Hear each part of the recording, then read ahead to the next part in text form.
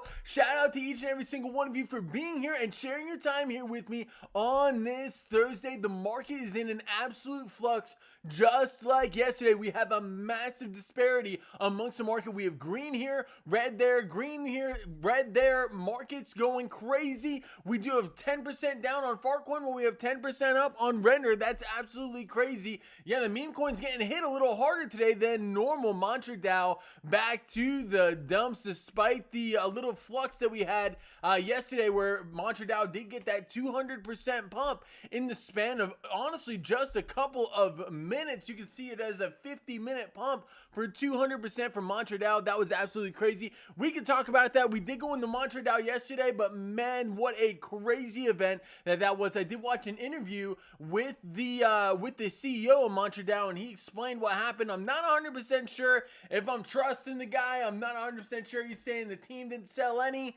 and that they're trying to work on fixing it, but in my opinion, the trust is lost in the community, and that thing will not.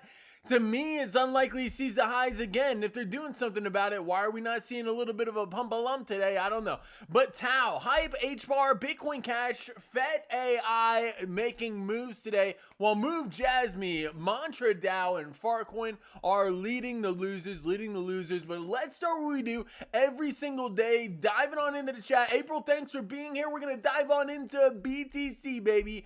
BTC to start off our day, and I'm liking what I'm seeing for Bitcoin. I haven't said that in a while, but I am liking what I am seeing for Bitcoin right now. Well, boys, crypto, why do we say that? Well, we are breaking above this descending resistance line, trading above a high volume node, and more importantly, this 200 moving average on the 4-hour time frame. Why am I zoomed in on the 4-hour? Because the daily just looks the same as it has over the past couple of days. There have not been many developments on the daily, but on the 4-hour, we are starting to see some strength. Bitcoin, as of right now, trying to push on that $85,000 level, an area that has been giving us trouble over the past couple of days. But now we're trading about that high volume node, and we have a big gap, a massive gap in the VRVP above us. There has been support formed in this area, proven by the VRVP sticking out here, baby, sticking out there like a tower. And we know that once we get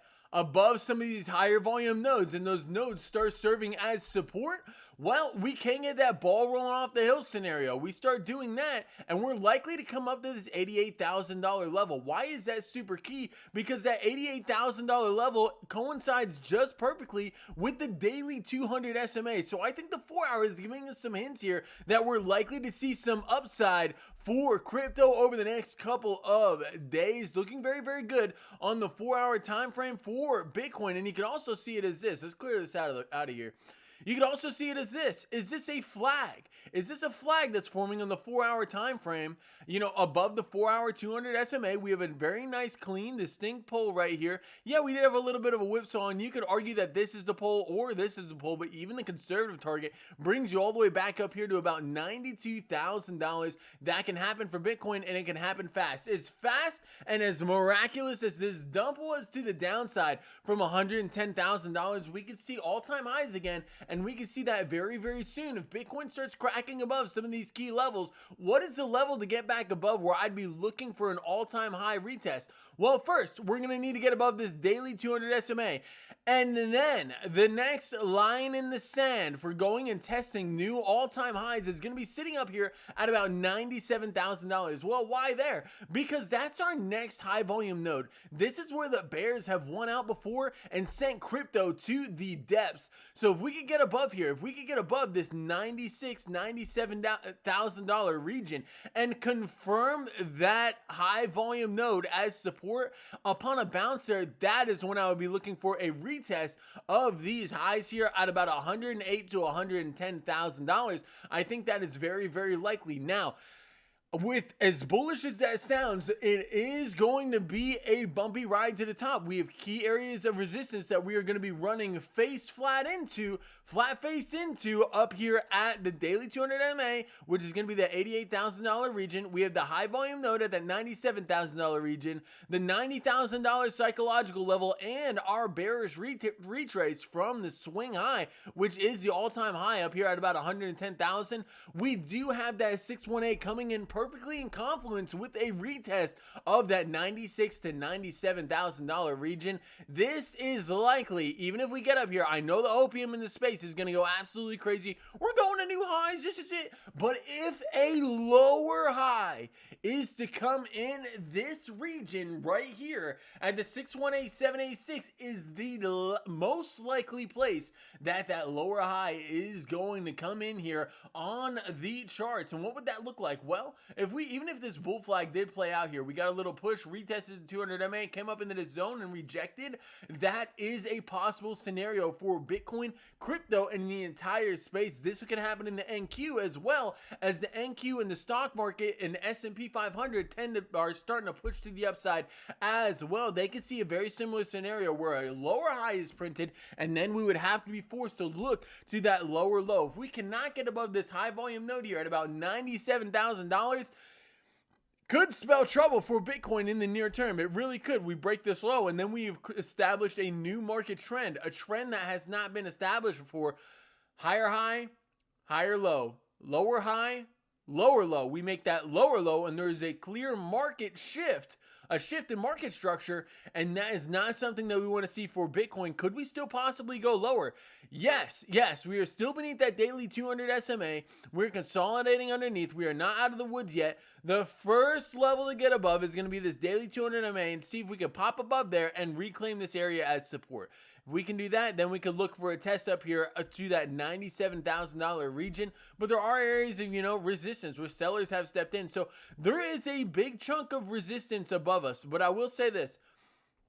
I do think once we crack $100,000 again, if we are going to get that pump to the upside and we are going to reclaim this high volume node and retest it in the support and we crack that $100,000 again, at that point, we haven't traded above that $100,000 range for more than 2 weeks. I think at that point, once we get above that $100,000 region, we are likely to go and test the highs again, ladies and gentlemen. We are likely to go and test the highs So that's what I'm looking at here for Bitcoin in the near term. A coin that's just been screaming to me lately is Render. Render is looking very, very good comparatively to all the other altcoins in the market after getting this beautiful double bottom bounce at about $2.50, trading at 405, looking to change market structure here. Why? Because we made an equal low. We were making lower high, lower low, lower high, lower low, lower high, lower low, lower high, and we made an equal low. You make an equal low, you could treat that as a higher low, and now Render going to try to put in its first higher high since since the market structure shift back here when Render was trading at about 11 to 12 bucks. This would be the first higher high that Render did put in on the macro, on the 4-hour time frame. It looks very, very good for Render. Zooming on out here, we can see that we are trading above a key high volume node that is sitting about that $3.76 region. We get above that, we're above that $3.76 region, and we are starting to gap up, baby. We're starting to gap up. If we gap up, we are likely to come to this $4.80 region, an area that has served as resistance before in the past. So we'll have to see how that unfolds for Render here. But Render looking strong. Render looking very, very good comparatively to the rest of the altcoins. This bullish divergence here on the 4-hour is what kicked Render up out of here, baby. Is what kicked Render up, or on the daily, is what kicked Render up out of this slump. You did get that reaction and that double bottom coming in really, really strong for Render. Render, the top coin of the day, up 10% on the day according to Bubbles. And Render just seems to be stealing the show right now. Looking to play 200 MA dominoes to the upside. You're above the 1 hour. You get above the 1 hour. Where are you likely to go? You're likely to go to that 2-hour 200 MA. You're above the 2-hour. You got above the 3-hour. You're above the 4-hour, and now you're likely to start playing with those bigger time frames. You got above the 6. You got above the 8 likely. You're above the 8. Where are you coming now? You're likely to go to the 12. You get above the 12. Yeah, Render's looking to push to that $12 or 12-hour 200 SMA, sitting at about $4.54. What a monumental push that'll be still. That's still a monumental 10% move, 12% move from where we are right now, but looks very, very likely according to our 200 MA domino theory, baby. 12-hour 200 SMA looking to be tested here for Render to the upside. You crack the 12, you're likely to come to the 22. You go to the 22. You're likely to go to the daily. The daily sitting up here at, yes, $5.69, and you have a giant gap in the VRVP here once and twice to support you getting up to those levels. Now, resistance levels, yes, that $4.83 level, the 570 level where the 200 MA currently sits, and that $7.20 level here for render. But if render is going to turn around here, this is exactly what it would look like for render, bouncing off of that double bottom, looking very, very good. If you want to treat that as a W, you could also do that as well. Very valid here, very valid off of the double bottom. You crank that resistance and you're likely to go the measured move, just like M's and M pattern, right? We flip this upside down. We flip it upside down, baby, and we got ourselves an M to the downside with the gap in the VRVP. Will we not short this 10 days to 10 ways to Sunday, baby? 10 days to Sunday, 10 ways to Sunday. Whoa, whoa, whoa. I got the monster today, baby. I got the monster today. We're ready to crank. We're ready to crank. I took a little nap a little early. I don't know if you guys see the crow's feet under my eyes. We're trying to fix that ever since the Navy. It's the Navy's fault. I blame them. It's part of my disability package. Heck yeah. Yeah, so we're gonna dive down. I'm kidding. I'm not claiming crow's feet on my disability package. Absolutely not. Absolutely not. All right, so here we go. Here we go, baby. To the upside, looking very, very likely here for render out of this double bottom inverted, baby. Inverted double top M pattern looking here, coming to test the daily 200 SMA. Looks very, very likely for render. A push to the upside for render. Calling it out here on the Boys Crypto channel, baby. Looking very, very good here in the near term. Looking like the hottest altcoin in the market right now, if I do say so myself. Getting that massive pump. And we've been talking about render. We've been averaging into render at around that $2.70, $3 region. Looking very, very good right now. Up about 33% from when we've been averaging into render. Looking very, very good.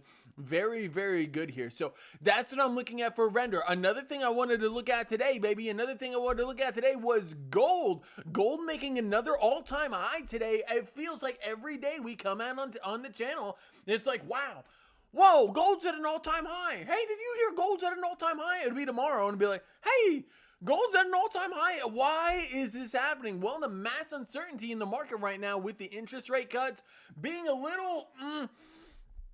we're not really sure if we're going to get those interest rate cuts yet. I mean, Powell's hinting at it, but we don't know for sure. And if we're going to get those cuts, what's the severity going to be? Do you see it? Gold does not look like that. Look at gold's history.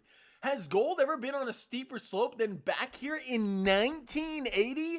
No. These are some of the biggest weekly candles that we've ever seen for gold here. Gold ripping to the upside violently. And when I say violently, this has been one of the biggest rips for gold in its history. Gold trading on TradingView here has data all the way back to the 1930s, back before I was born, baby. Back before I was born.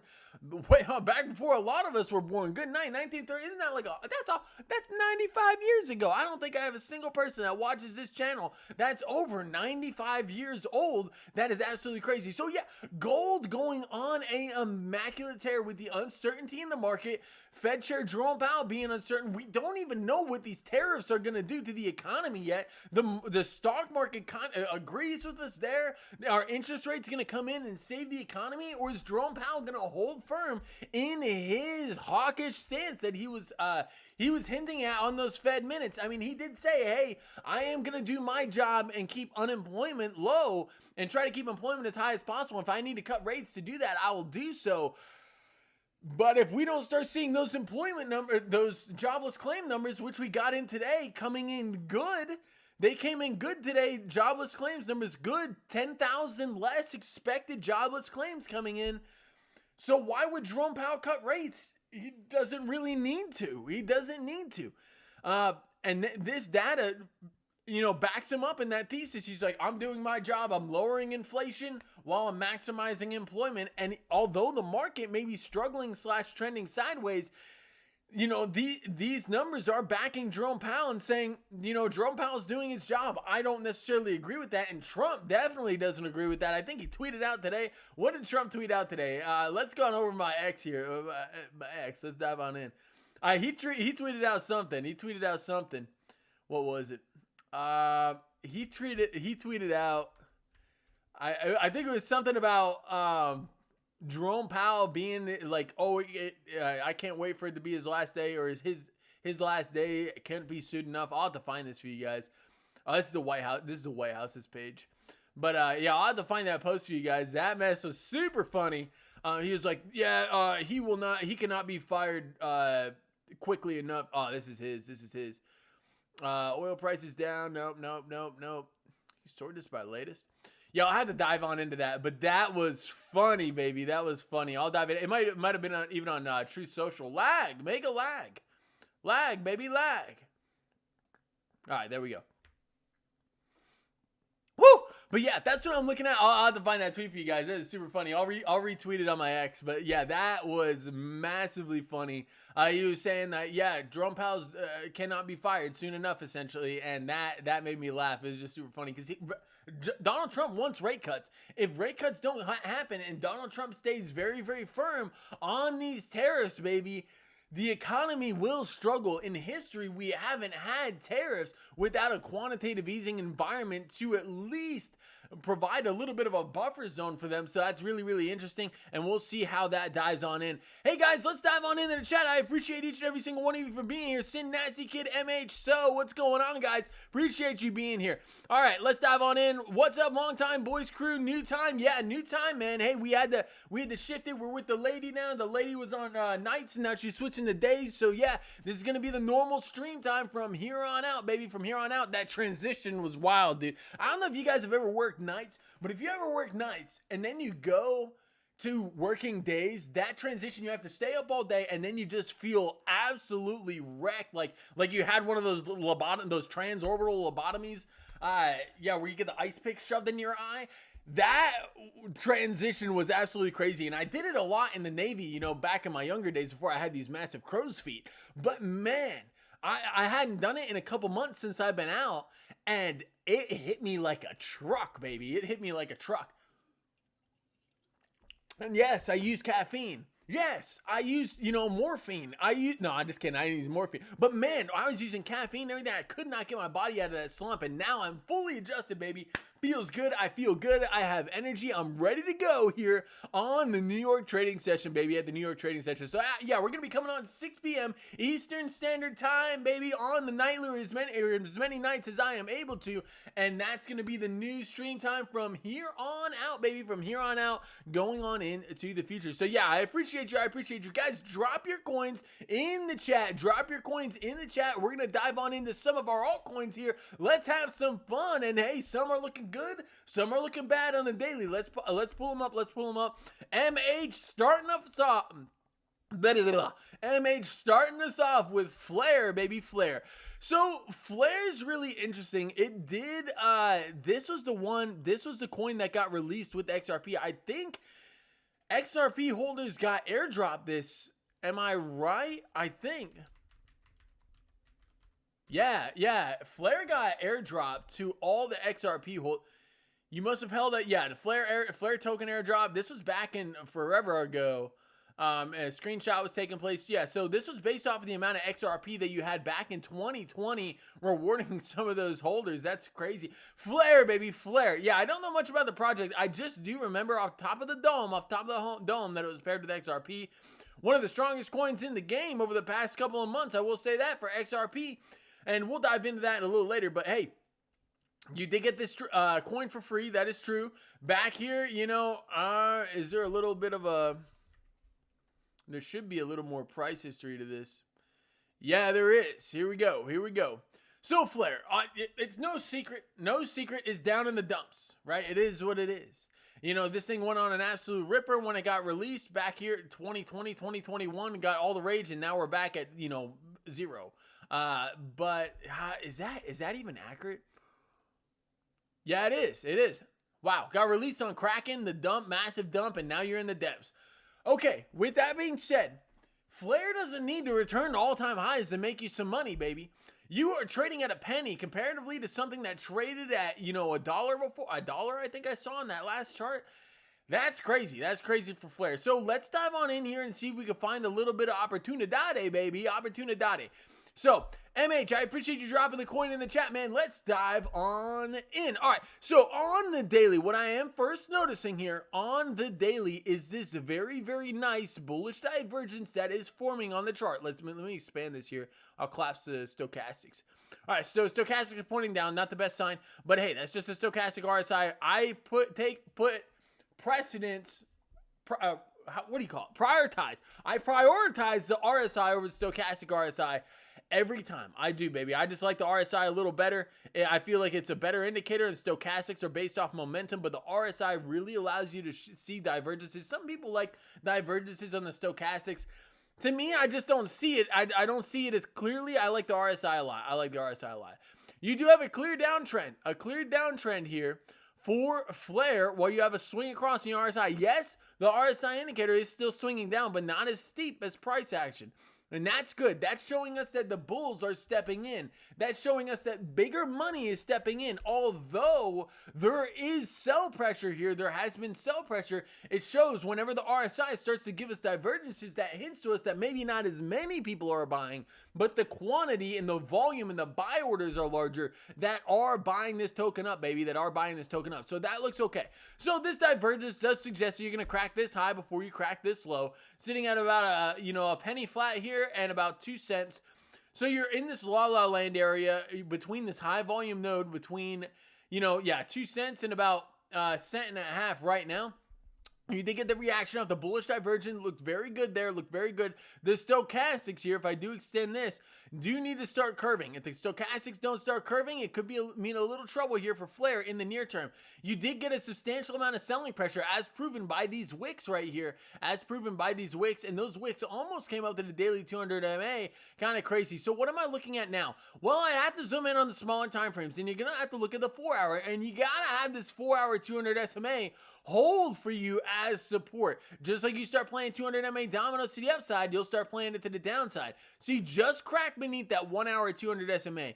It is imperative that flare cracks back above this 1 hour 200 SMA. You're ping-ponging between the 1 and the 2 hour 200 SMA. The good news is you have those bigger, stronger 200 SMAs beneath you. You have the 2, the 3, the 4, and you are right on the 6 right now. Those are all going to be propping you up here in the near term. You want to see us get back above that 1 hour 200 SMA for a squeeze to the upside. It does look very likely here for flare. In the 15-minute, your moving averages are all very tight right here. Honestly, you can pull it up on any time frame and look, you're trading right near the 5, near the 7, near the 15. You're not near the 30 really. You're really close to the 1 hour. The 2 hours beneath you, the 3 hour, the 4 hours beneath you, the 4 hours right there, and you're trading on the 6 hour 200 MA. When the 200s get tight on all time frames, when the 200s start getting tight on all the time frames, that screams that a move is likely coming to the upside and to the downside. We have to look at other indicators in the chart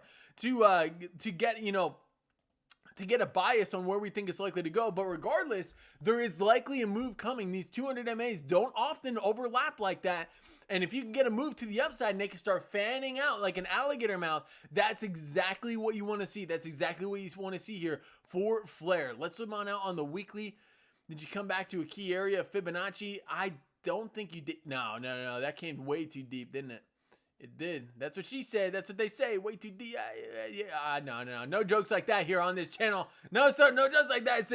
No jokes like that, brother. All right. So yeah. That's what I'm looking at for flare. You got to play that 200 MA to the upside on the 4 hour. You're looking to hold this 4 hour, and you're looking to start closing candles above the 6 hour 200 SMA. You were able to do it, and you came back below, and you got above, and now you're holding that 6 hour 200 SMA. You are trading right on top of it right now. It is imperative that this candle holds and we start closing candles above the 6 hour 200 MA to prevent us from gapping down in this VRVP here back from whence you came, or back to, a key area, which would likely be, lower high, lower low, lower high, lower low, lower high, the higher high, higher low, higher high.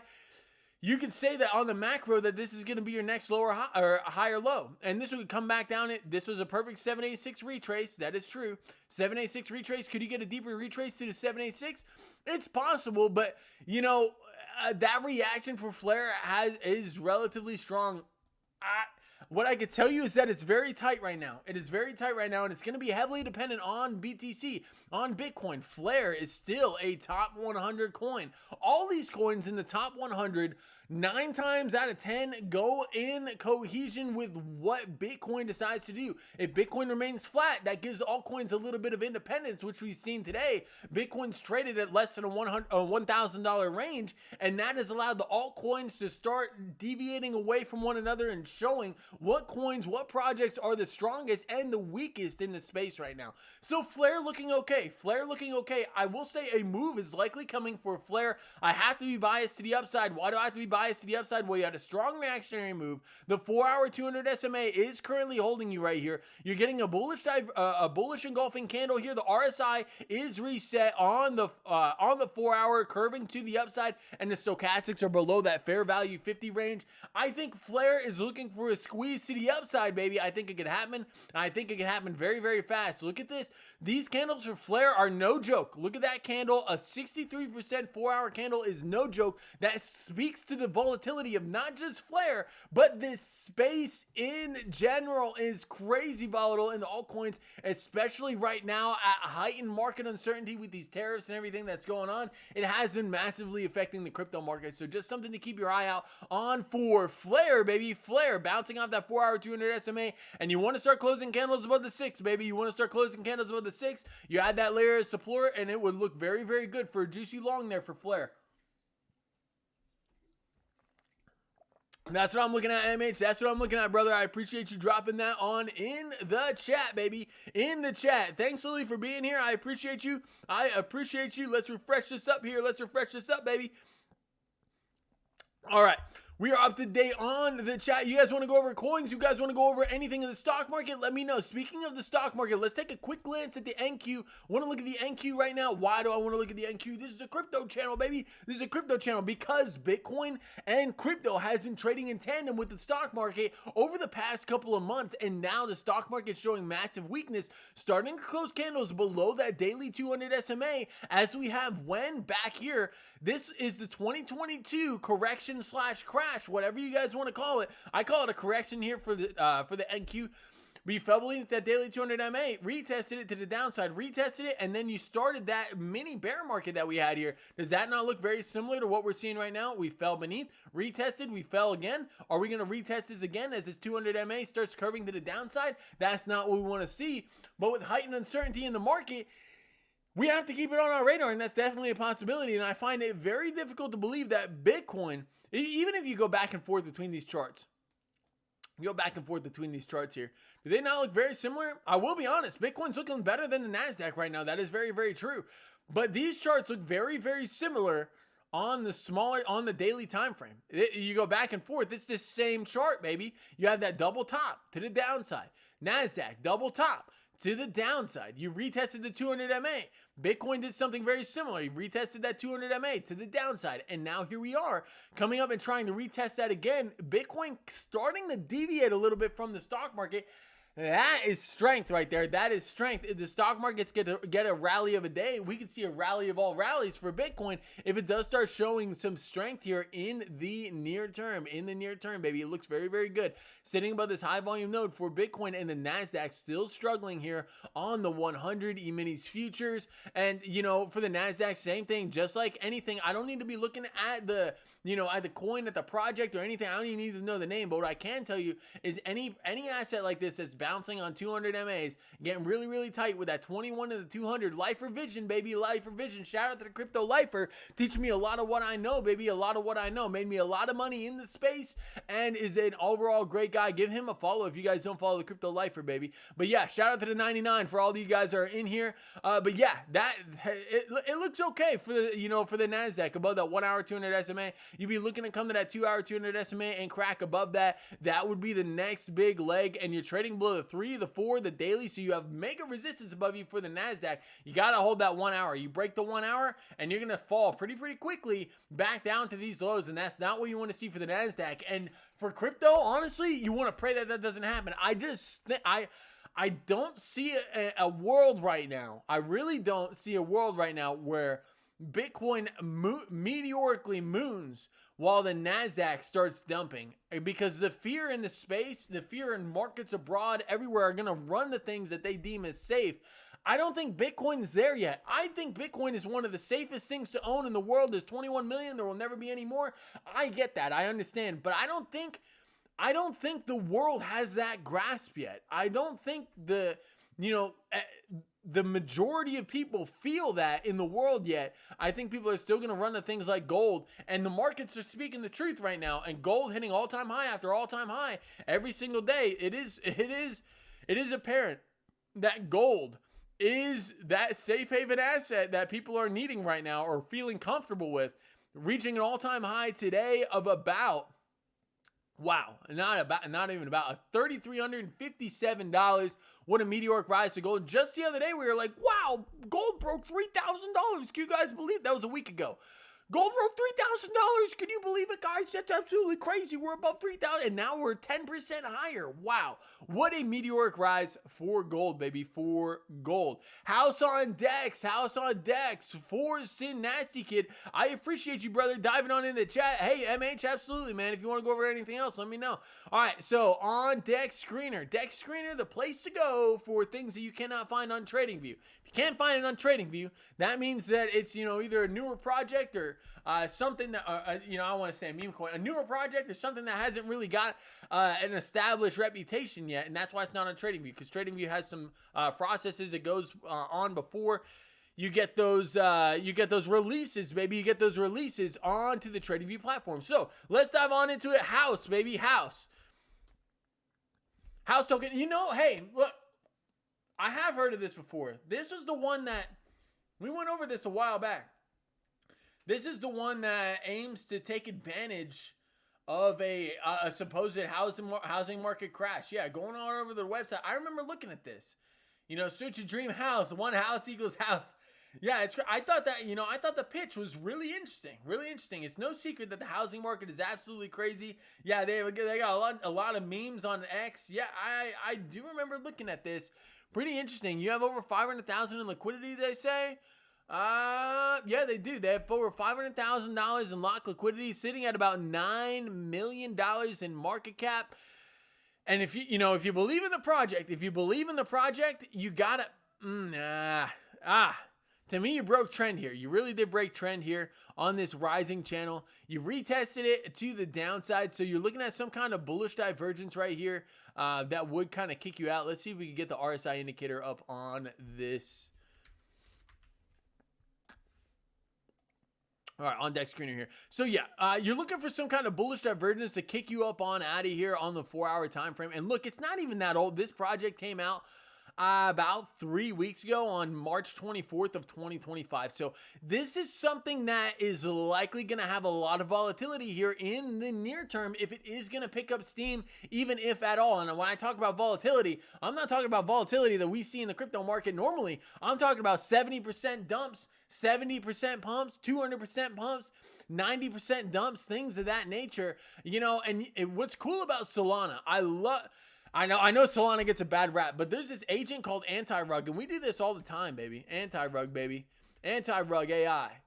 So this thing's super cool. You can just copy and paste the address in here, and you go down to the address, the one that says house right here, you copy it, you paste it, and then AI kind of examines it and tells you what it likes and what it doesn't like about the coin. And the idea behind it is to protect you from rug pulls. And I don't blame anybody for using this here. It's cool. It gives you like a kind of quick synopsis of any of the coins on Solana. So minning's locked. The top holder owns 3%, which is very, very good. Wallet count under 10,000. That's the only weakness it sees.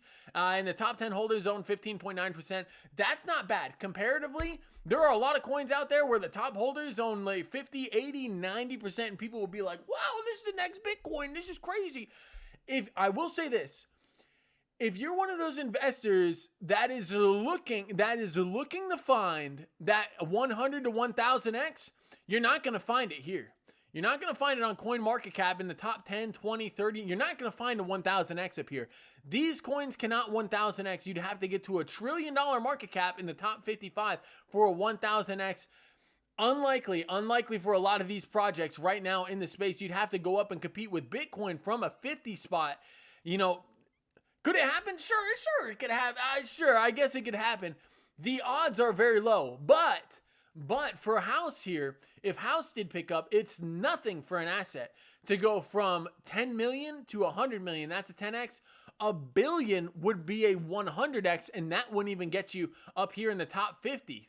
That wouldn't even get you, that wouldn't even get you in the top 50 if it was at $1 billion market cap, and House would have already 100x. So if you're one of those investors that searches for those kind of things, this is where you have to look. You have to look on Dex Screener. You have to look at market caps of 10 million and below. If you're looking for that 1000x potential, that's where you're likely going to find it. That's where you need to look here on Dex Screener, because you're not likely to find it in the top one. Not in this cycle anyway. Not in this cycle, right? There are things that I think Bitcoin could 100x. I think Bitcoin will 100x, but it's going to take 20, 30 years for that. I think it's going to take a long time for that to happen. I think Bitcoin's going to hit $1 million. I don't think Bitcoin's going to reach $1 million for the next, 5, I'd even go longer, even closer to like 7, 8 years. That's my kind of projection. I'm just speculating there. So if it's going to take Bitcoin that long to 10x, it's likely going to take a lot of those altcoins that long to do a 10x or a 100x. And with Bitcoin dominance, how it's looking right now, Bitcoin really has been stealing the show. Let's take a peek at Bitcoin dominance. But House, man, it's looking okay. What I would like to see, you do have a lower high, lower low, lower high, lower low market structure forming here. Lower high, lower low. What I would like to see is a bounce off of a key Fibonacci level. That's what I'd be looking at. Where is my Fibonacci tool, baby? The Fibonacci tool. So Fibonacci pool from the swing low to swing high. I would like to see this golden pocket, which you're currently sitting at right now, hold, man. This is likely going to be the area where you get that bounce, that higher low on the macro market structure that you're looking for. If you get a bounce here off that 786, that might be one of the most juiciest entries that you could get on this coin. You get that lower low, or lower high, lower low, lower high, lower low coming down to the macro fib retrace. That would be your first macro higher low here, and then you'd be looking for higher prices. That looks very, very likely. How often do we pull up the Fibonacci on this channel and it plays out to the upside and to the downside, baby? So that's what I would be looking at. That's what I'll be looking at for House here. I think the project's really interesting. I think it's very, very unique. I'm not advocating this coin at all. I would not do that. Do your own research. But the anti-rug agent says it's relatively safe, and 87 is a pretty good score. It's a higher score than Trump coin, higher score than Melania coin, baby, higher score than Libra, and all that other crap that gets released on here.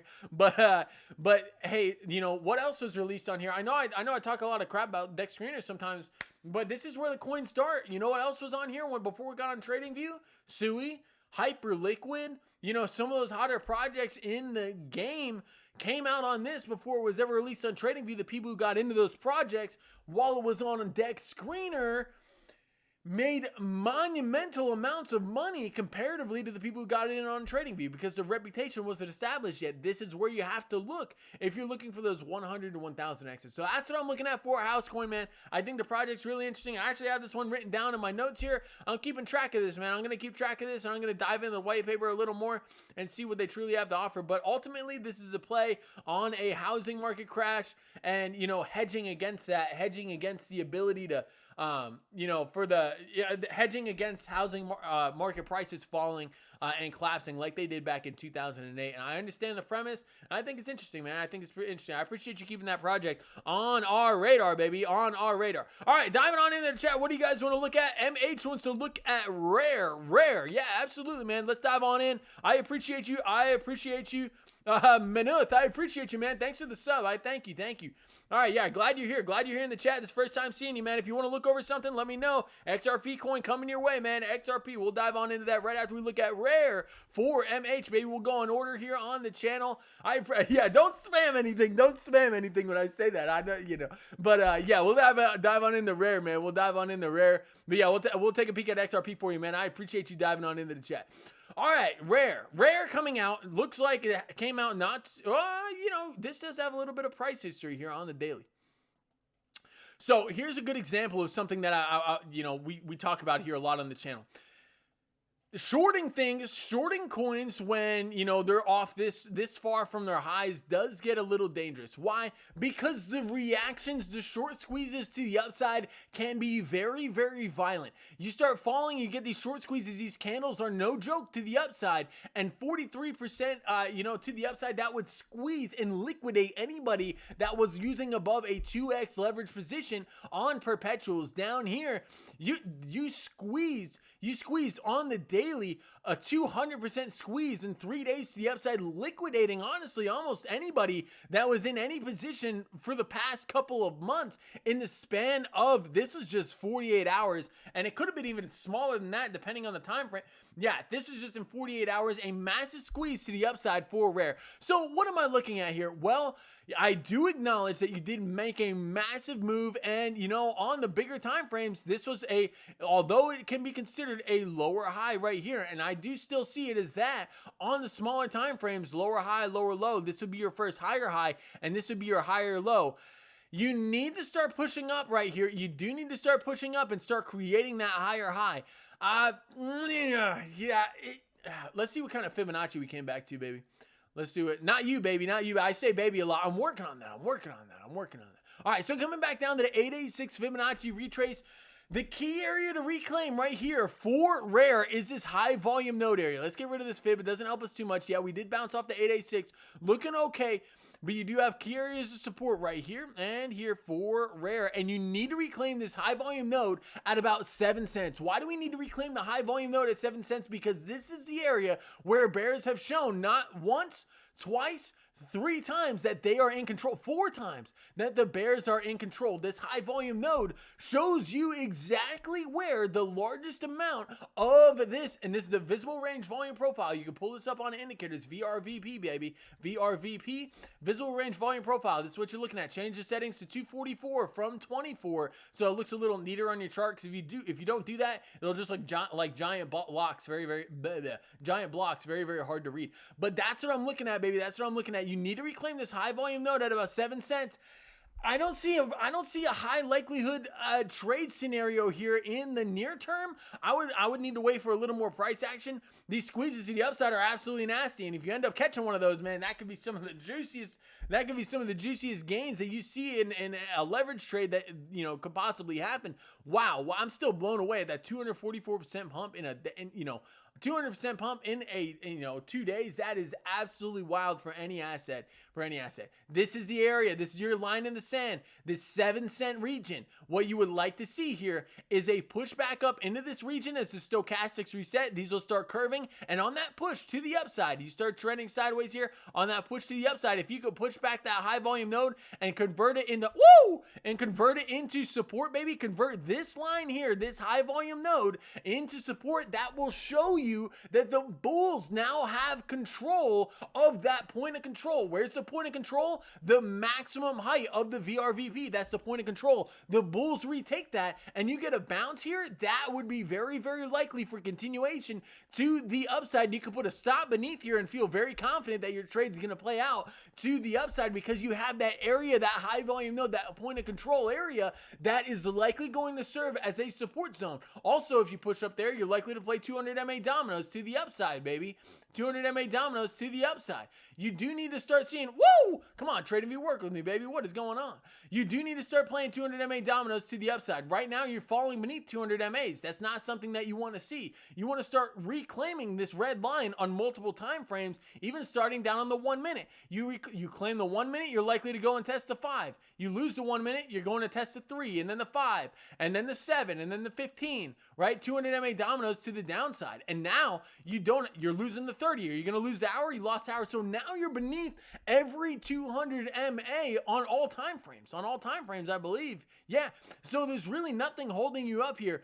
If you want continuation to the upside on rare, you're going to have to start playing 200 MAs dominoes to the upside, baby. And that's going to start with your 1 minute, and you have to zoom in on your 1 minute time frame. If you want to get into a long, you have to wait. To me, for my trading strategy, you have to wait until you get above this 1 minute 200 MA. Why? Because that will start the process of potentially playing 200 MA dominoes to the upside. You start playing 200 MA dominoes to the upside, you can be looking at a massive squeeze on rare, baby. That's my analysis on rare. there looking at rare, baby, looking okay after this massive squeeze. But you got to reclaim this 7-cent region, and you got to start playing 200 MA dominoes and 200 MA dominoes quick, or you're looking to come and retest these lows. It is a do or die time for this asset, I do believe, for rare on the perpetual contracts on Binance, baby, on Binance. Let's dive on into the chat. I appreciate you guys being here. Sleep, what's going on? The website to use to tell you about high impact news events. Yeah, that's so Sleep. Yeah. I look at US economic calendar, baby. It's on marketwatch.com, and this just shows you everything that comes up, and you can see everything that's coming up into the future. And just through experience, I know what kind of impacts the economy a little more than others, or impacts not the economy but markets more than others. So we don't really have a lot going on into the rest of this week. The Fed president speaking, Mary Daly, San Francisco, right? That's not Jerome Powell. We don't really care about that. But yeah.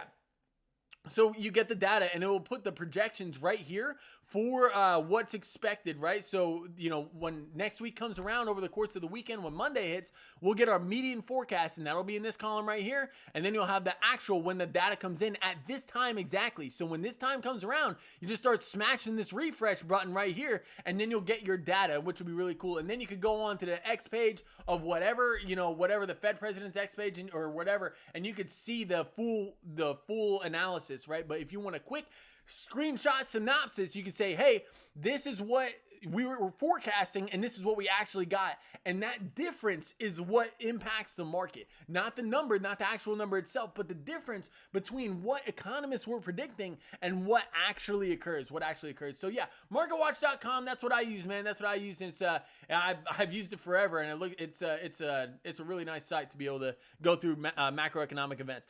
All right, yeah, 100x seems to be a little far-fetched. So yeah, so I'm not claiming 100. So I just want to put this out there, man. I'm not claiming a 100x on house token. What I am saying is, if you want to look for a 100x token, you have to acknowledge market cap, right? If you're going into look at, for a 100x token, and you're looking up here, in the 30s and 50s with things that already have $2 billion market cap, 100x in there would be a $200 billion market cap. You'd have to go and compete with Ethereum. Does it have the tokenomics to do that? And a lot of these don't even have their full supply or an infinity supply that is out. Does it have the ability to do that? That's what I'm talking about.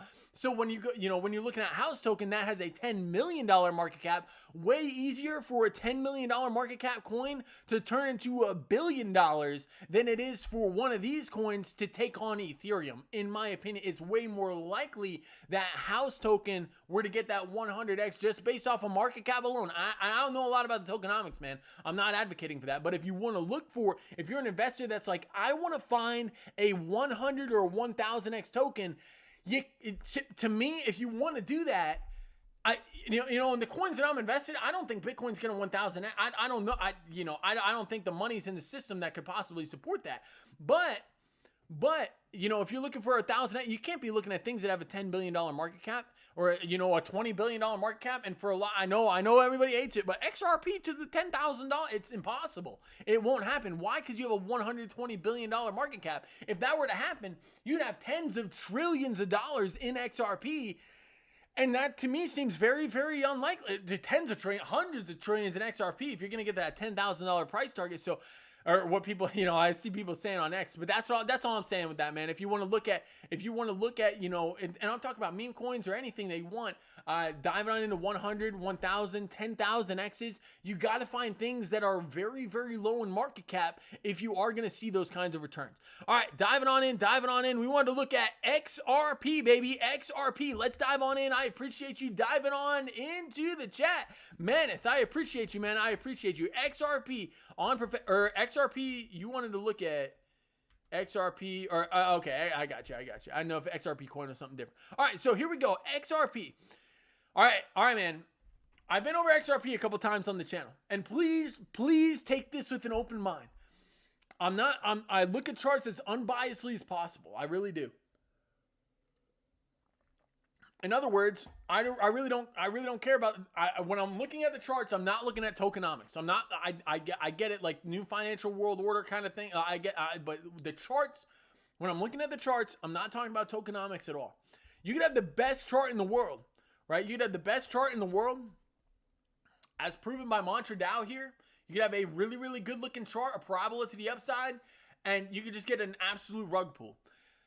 That could happen. The team sells something, I don't know. I don't really believe what what the CEO said about this earlier today, but that's an interesting interview. You can see that on YouTube and see what the CEO has to say about this, and his claims that they did absolutely nothing. Unlikely. But this was the strongest chart in the game. Mantra DAO. We were looking at Mantra DAO, looking immaculate. You cannot chart this. This was not in the charts. You fell through every 200 MA in 2 minutes. You had to look at the minute chart. Let's zoom on back here and see what actually, this was the minute chart. This was the crash. In 2 minutes, $3.5 billion was removed from this asset market cap wise. A 53% dump in 2 minutes. You can see it right there on the chart. The charts could not tell you that and would not tell you that. This was an absolute rug pull. Kind of crazy. All right, back to XRP. So why am I saying that? Because there's a lot of hype about this token. There is. And I'm going to be honest with you, man. I'm not hating, I promise. Did I miss out on the juicy run from 50 cents all the way to $3? Yes, sir, I did. And you couldn't really blame me here. Why? And I don't blame anybody for not holding this token. Why? Well, you could argue, to me, you could argue that you really haven't made money since 27. XRP still failed to break the high of 2017. I mean, you did very, very briefly, but if you held this coin from back here in 2019 and rode this up, rode this down, how long are you going to hold this? 5 years without making a cent on your investment? So I get why people didn't hold the token. That's why I didn't hold the token.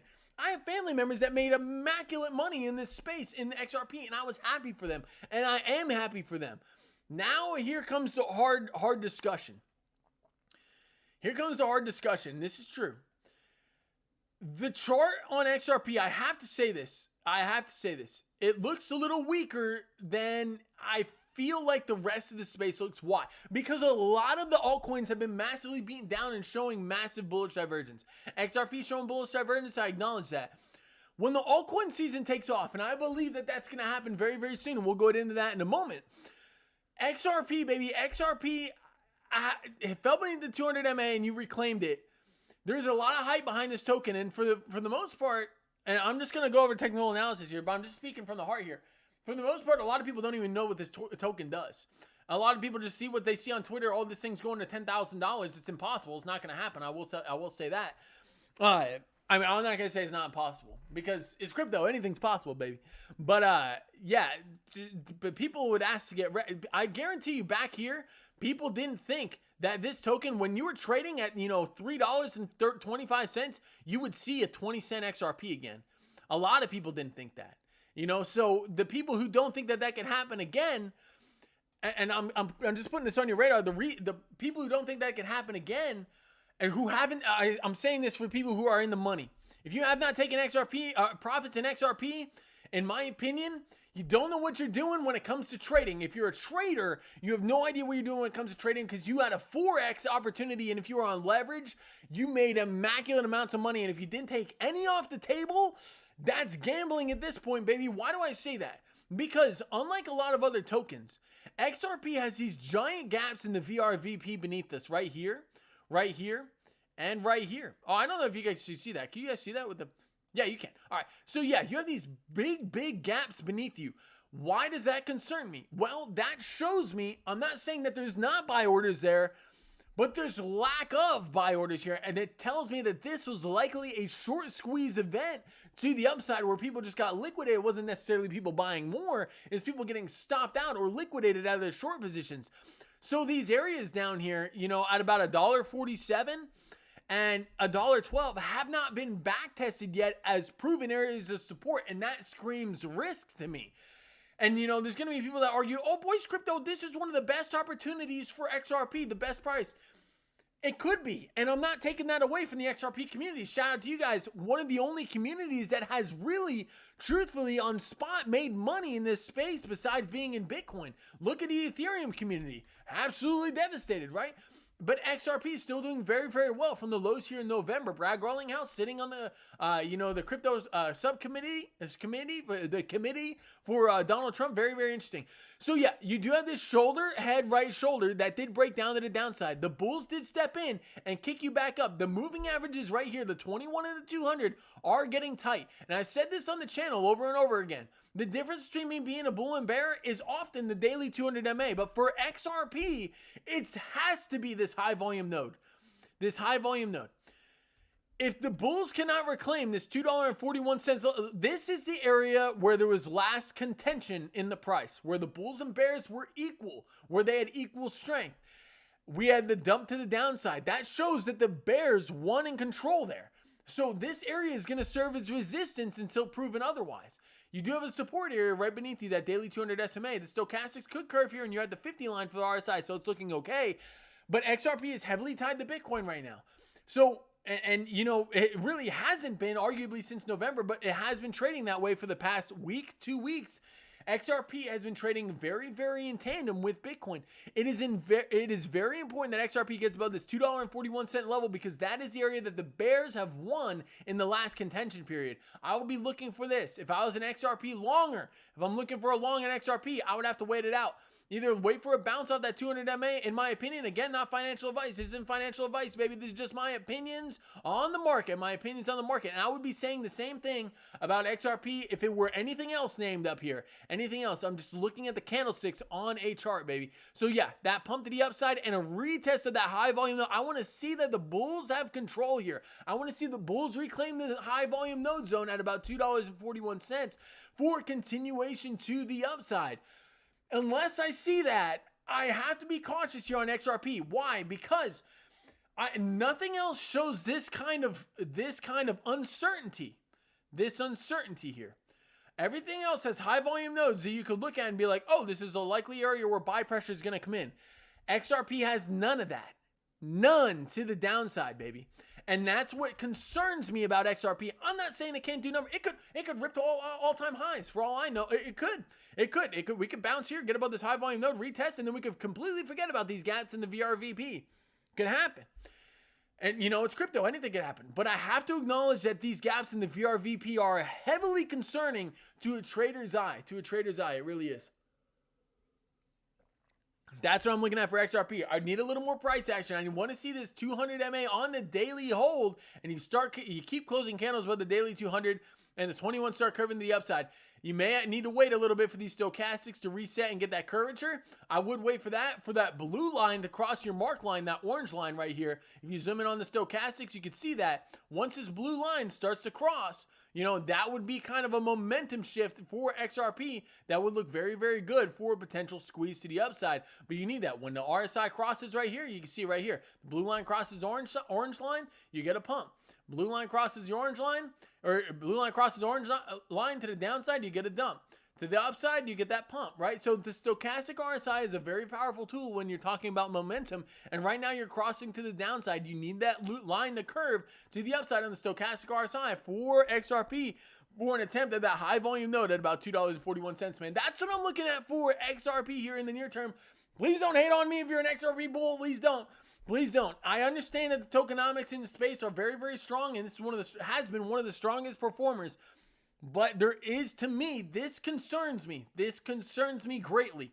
I have to put that on everybody's radar just so that we can, just from a charting perspective, this concerns me greatly. This giant gap in the VRVP beneath us. All right, diving on into the chat. I appreciate you dropping that in the chat, baby, in the chat. Ohm scares you the most, so yeah, absolutely. Let's dive on in. Oh, wow, you guys been talking on up, baby, talking on up. Hey, Maneth, I appreciate the sub, man. We went over XRP.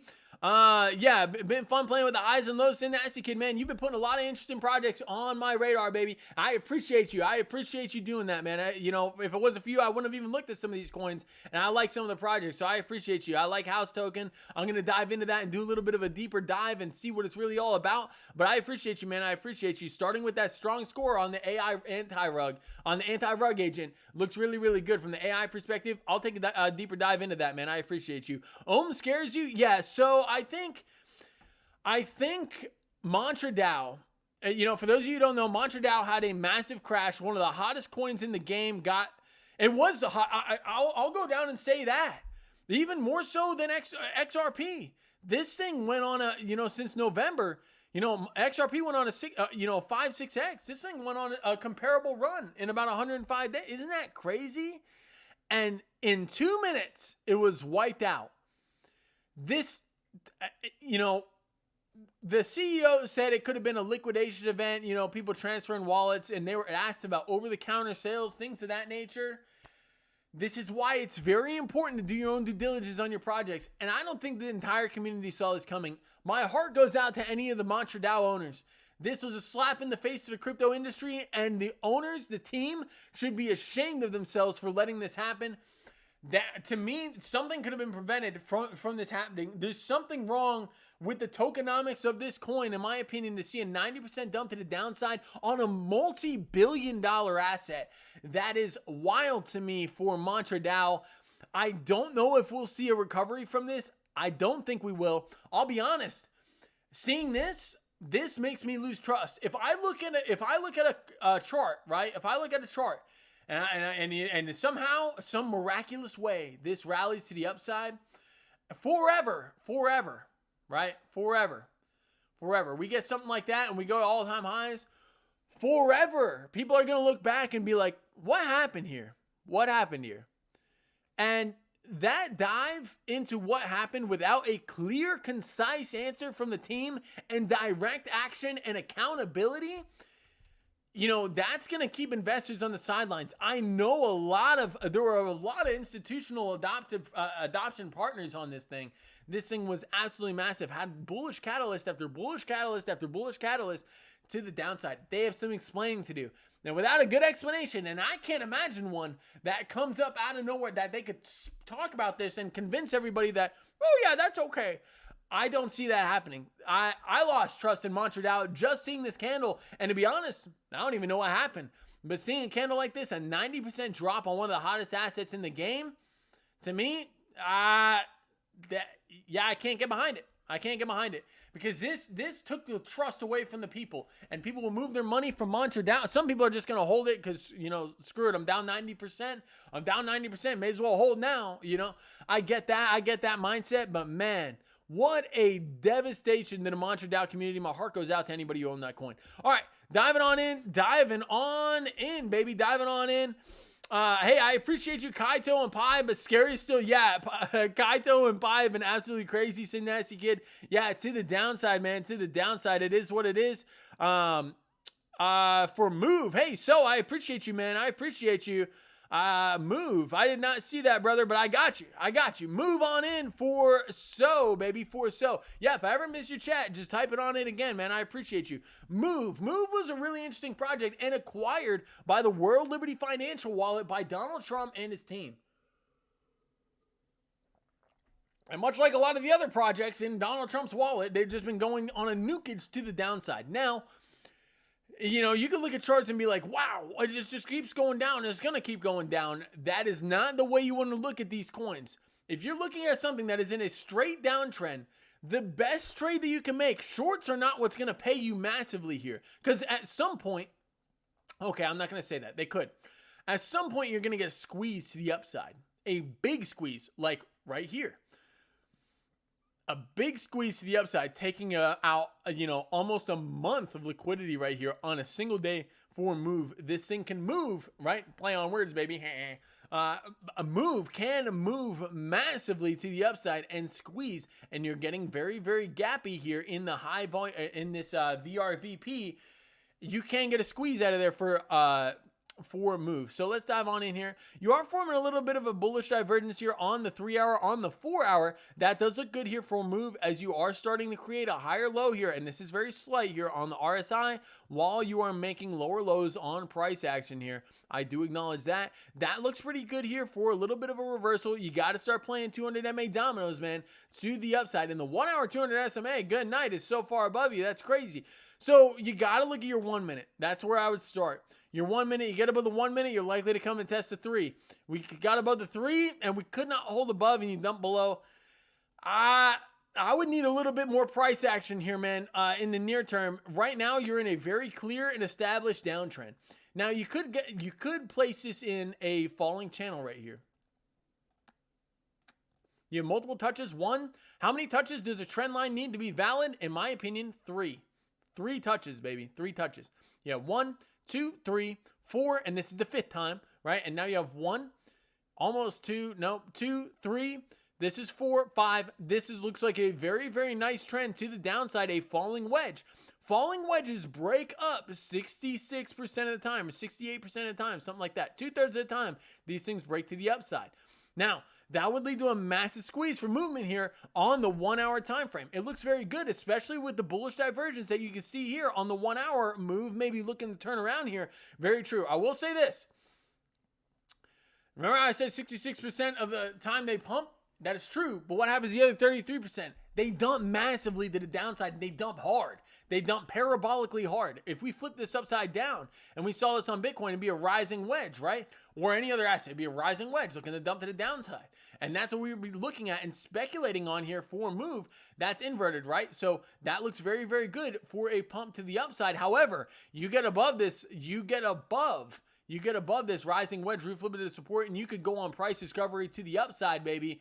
And that's not what you want to see for moves. So the probabilities are on your side that you're about to get a reversal here to the upside, especially as you've been testing this resistance lines once, twice, 3 times, 4 times, like the police or the battering ram at your door trying to get in at Boys Crypto because he's making these 100x leverage plays to the upside, baby. And they're like, no, the exchange is called 911 and they say, oh, Boys Crypto, we need to stop him. We need to put him in cuffs and see what he's doing because he's doing something that only Binance seems to do, make money, baby. So boom, boom, boom, they're cracking the door. The window falls off. The door handle falls off. That's what's happening is we hit these support lines once, twice, 3 times, and then the 4th time, the door cracks in half. The 5th time, it hits my dog and it flies into me. And then the 6th time, the police officer's running in and putting their leg on my neck. Oh my goodness. Yeah, that's not what we want to see, baby. That's not what we want to see. But for the break of this resistance line, kind of went on a little bit of a tangent there. Break of this resistance line, that's what you want to see. For this resistance line, the battering ram hitting once, twice, 3 times, 4 times is the 5th time, the time that door is going to break down and price can massively rocket to the upside. It's very, very likely 66% of that time that door is going to break, baby. That door is going to break to the upside for move, baby, for move. And yes, I'm looking at it on the 1 hour because on the daily, you really can't look at anything here on the daily time frame that says, yeah, you're oversold on the daily, you're oversold on the stochastics, telling you that there may be a little bit of relief here in the near term, but this is also on the daily time frame. You get a couple more red candles before you get that reversal. Key to start playing 200 MA dominoes to the upside, starting with that 1 minute. You have to look at the 1 minute and start looking for divergences that could save you. And this 1 hour bullish divergence is looking like that is what could get you out of this dumbaroonie, man, this dumbaroonie. That's my analysis on move, baby, on move. I appreciate you so diving on in and giving me that, giving that suggestion to us all. I appreciate you, man, keeping that on our radar. I thought you said 100x on Bitcoin. Okay, so here's why I think Bitcoin can 100x. I really do. Why do I think that? Well, I think that Bitcoin could be the world reserve asset. That's why I'm in this space. I really think that Bitcoin can do that. Is it going to do it this year? No.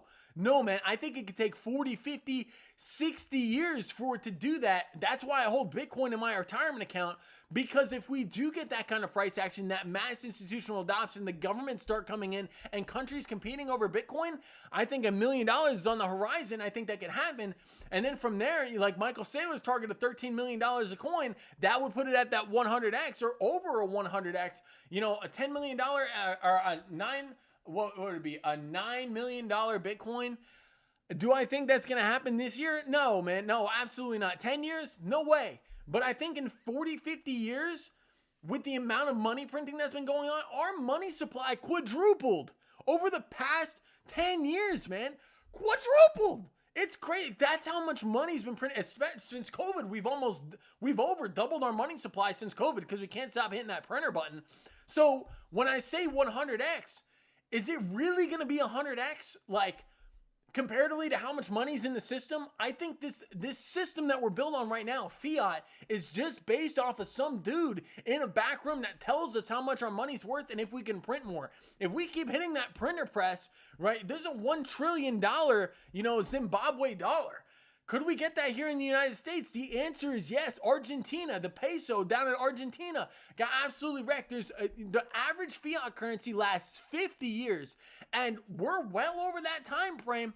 It starts just like every other currency starts debasing. It's not backed by gold. Well, we'll back it by silver. Oh, we're not going to back it by silver. Now it's backed by absolutely nothing. I keep this dollar on my desk, man. This dollar on my desk. Okay, there's $2 in here. There's $2. But this dollar on my desk, at the very bottom, it says impayable to bearer on demand at the bottom of my $1 bill right here that I got at the thrift shop, baby. Yeah, so I saw this and I thought it was cool.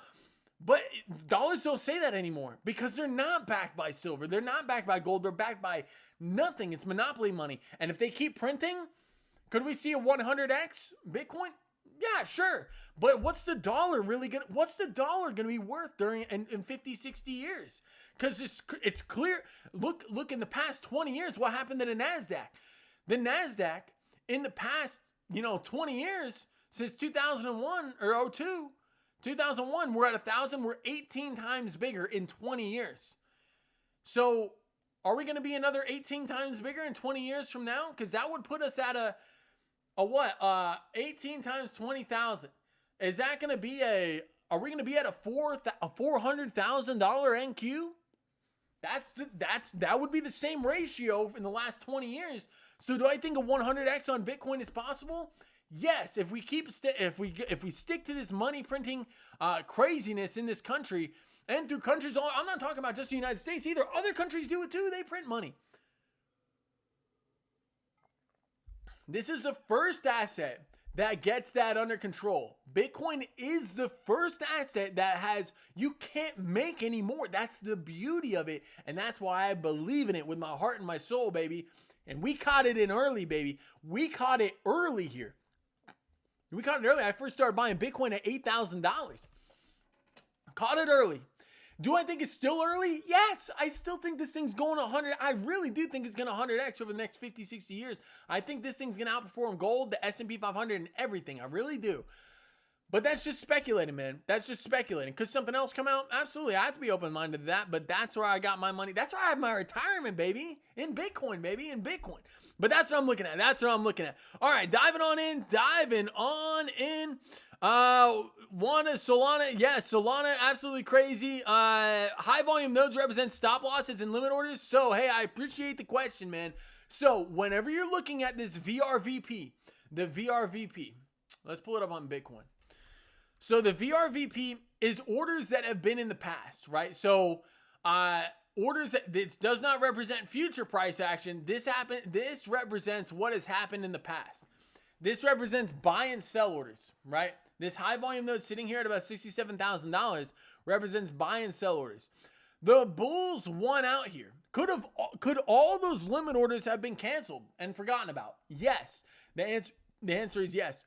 I'm going based off of the probability that there are likely large limit orders still left here that were not filled before this massive pump to the upside. That's why I see this area, and I've seen it time and time again on assets all across the globe, that these high volume nodes are areas that price likes to gravitate to. We're starting to form one right here. We're starting to form one as Bitcoin has exchanged hands for the last couple of weeks here in this, $77,000 to $85,000 region. And we're starting to form a high volume node here. Why? Because the volume of Bitcoin is increasing. Sellers are increasing, buyers are increasing here in this range, showing substantial volume. So that looks good. We have to wait and see whether the bulls or the bears are going to win out. The bulls win out. This high volume node is likely going to be an area where limit orders are left in place to try to catch dips to the downside.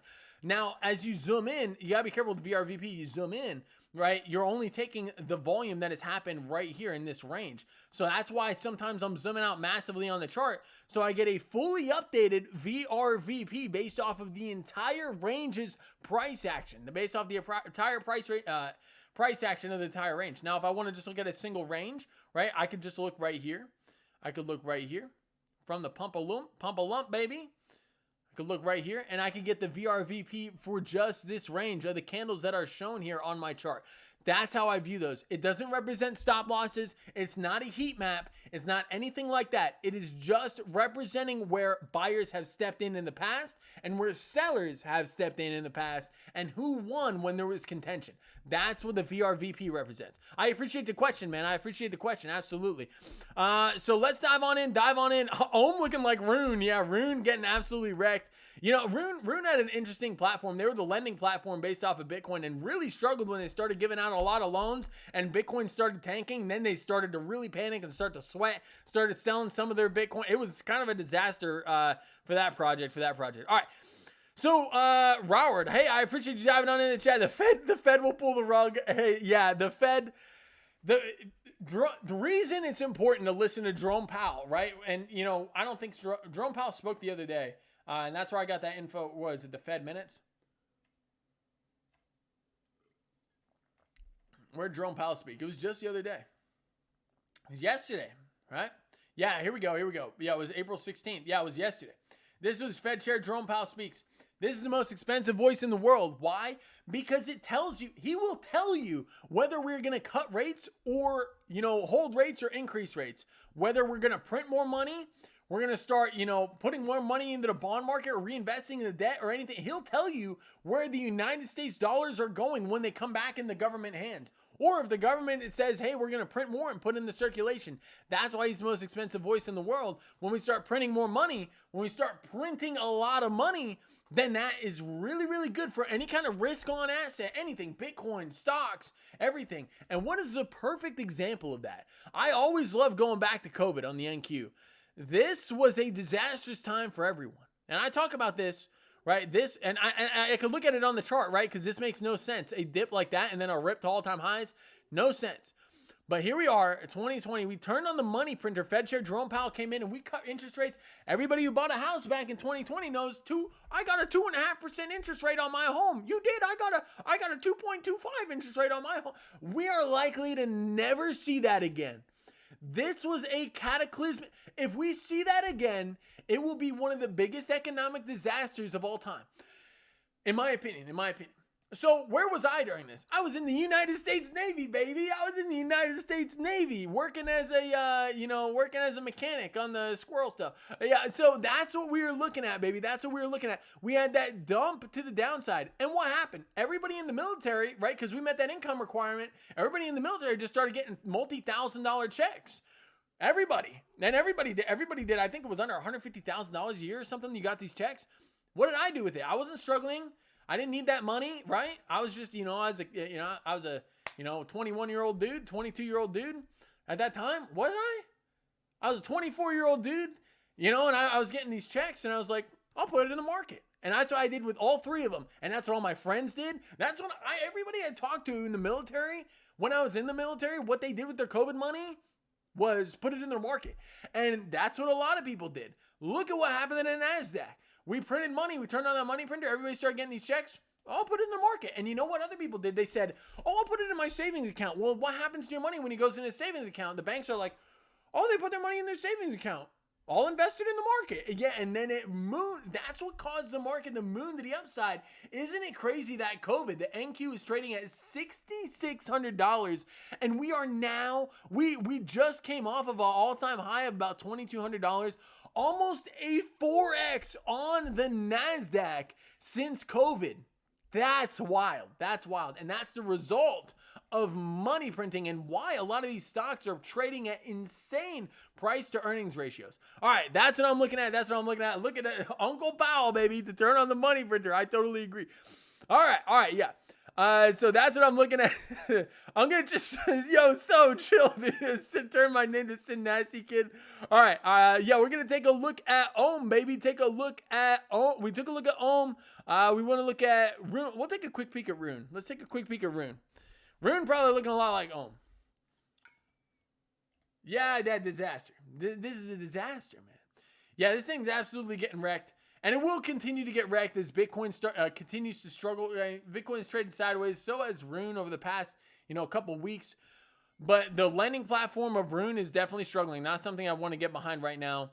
You'd be looking for bullish divergence and you got it, but this is a project that I can't get behind because a lot of the lending platform, a lot of the lending that went out was based off of Bitcoin at $110,000, and now they're sitting at 80 grand.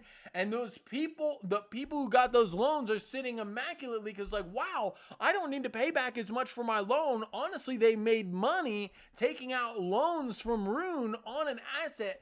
That's the danger. That's the danger of borrowing based off of digital assets at the current stage in the game.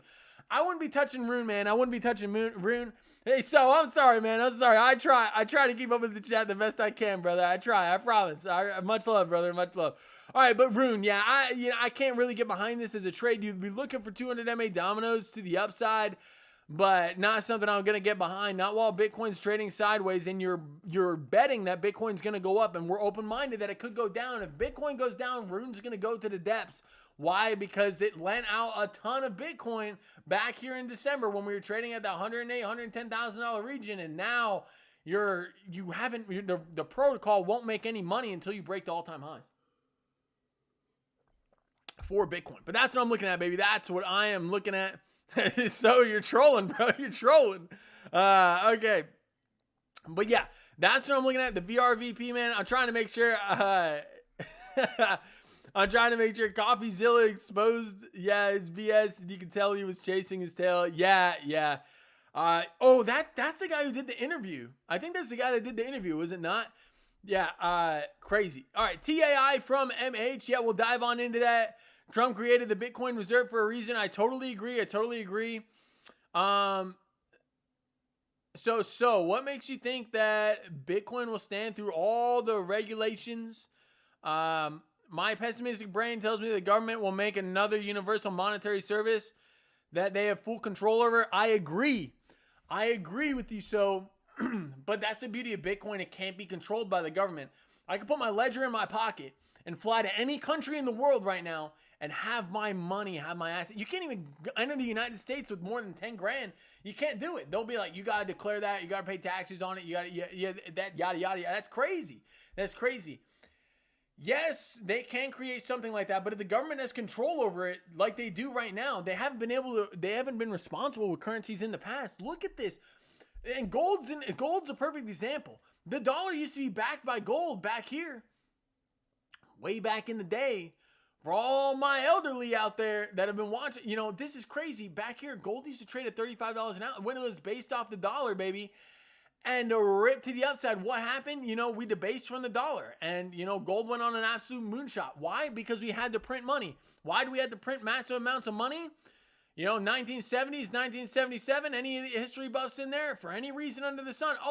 Stock market crashes. We had to print money. We printed massive amounts of money, and that sent gold on a massive run to the upside, and we haven't stopped. That's why gold is sitting at this monumental all-time high, because there's more money in the system than there ever has been. And, honestly, I don't even know if all the money that was printed during COVID are fully in the system and circulated in the system yet. I don't know. That's something that remains to be seen. We'll have to keep looking at inflation data and see what we keep getting. But it's crazy. It's crazy. Why do I think Bitcoin is going to... Here's why. I really think that the government needs to... It's a really good question. I believe in control. I believe in privacy. I believe in you owning your own money, you owning your own bank. The banks rip you, man. They rip you. If you buy your home, anybody who owns a home here, go in and look at your mortgage and look how much money you're going to pay on the loan over the course of the entire life. Interest rates on credit card, you get robbed. You get absolutely robbed by interest rates on credit cards. If you have credit card debt and you're investing in this space and you have massive amounts of credit card debt, I highly recommend, and I'm not a financial advisor, but get out of that. That 27% per year will bury you. Student loans will bury you from both the government and private entities. These banks wreck and rob you every way that they can. And I hate that. I had my identity stolen when I was 18 years old, man. I can't open up a bank account. I couldn't. I still struggle opening up a bank account, taking out loans, doing anything that I want to do with myself and my money. I struggle to do that because they still don't believe who I say I am. And that's why, and that's just a little tangent story for another time, but absolutely crazy. So I like having control of my money. I can move it around however I want, completely freely. I can turn it into fiat, send it to my bank account, get it out of there. I can do whatever I want with my money. I have full control. I know that the government can't print anymore. You know what happened? What happened to you if in 2001, say you had $100,000 in your savings account and you held it there since 2001? Are you feeling good about your money? Are you feeling good about your decision to leave your money in a savings account over 20 years? Unlikely feeling good about that. Maybe you made 20% on that money over the course of that time. Is 120 grand the same as it was back in 2001? No way. So you got wrecked. You got robbed by doing what everybody says that you're supposed to do. Put your money in the savings account. That's what I was taught in school. Nobody teaches about cryptos in school. Nobody really teaches you about stock market or financial education. And that frustrates me because that is one of the biggest downfalls I see. I see kids not kids my age, I guess adults now. I see adults taking out interest rates on cars that are absolutely ridiculous.